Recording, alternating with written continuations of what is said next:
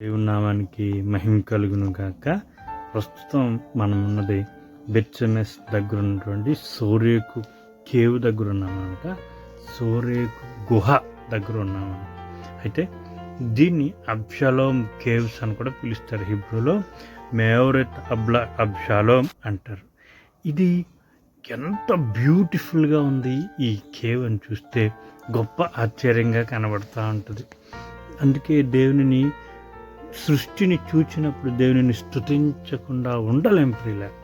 ఎందుకనంటే దేవుడు భూమిపైనే అందమైన సృష్టిని కాదు, భూమి లోపల కూడా చాలా అందమైన సృష్టిని సృష్టించాడు అని ఇటువంటివి చూచినప్పుడు మనకి అర్థమవుతూ ఉంటుంది. అందుకే దేవుడు నిత్యము స్తుతినందదగిన దేవుడు. ఇక దీని గురించి చూస్తే ఇది 5000 మీటర్ స్క్వేర్ సైజులో ఉంది ఈ కేవ్. అయితే ఇది ఇలా ఎందుకు ఈ యొక్క క్రిస్టల్స్గా ఇలా ఏర్పడ్డాయి అని చూసినట్లయితే మీరు చూస్తున్న ప్రతీది కూడా చెమ్మగా ఉంటుంది. ఉప్పుతో కూడినటువంటి ఈ స్తంభాలుగా తయారైపోయినాయి అన్నమాట. ఏంటి అంటే దీని లోపల నుంచి కన్నం ధారగా వస్తూ ఉంటుంది, బయట నుంచి కాదు వాటరు.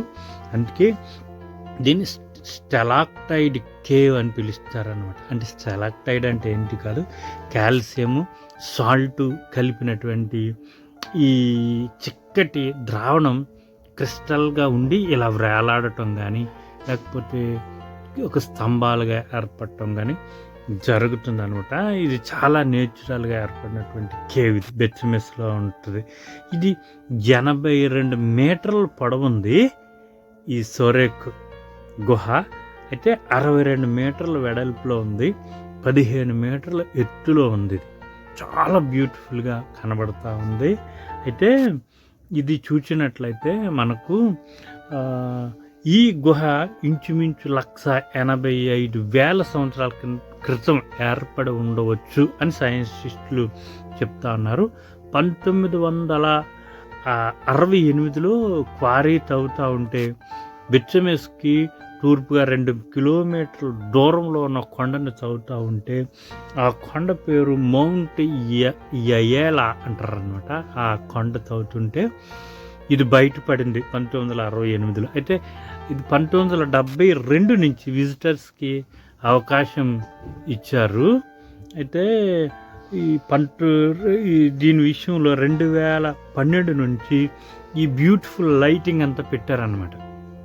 కనుక మీ అందరికీ బెత్షెమెష్లో ఉన్నటువంటి ఈ యొక్క సోరేక్ కేవ్ నుంచి నా శుభాలు తెలియపరుస్తున్నాను. ప్రభువు మిమ్మలను దీవించునుగాక.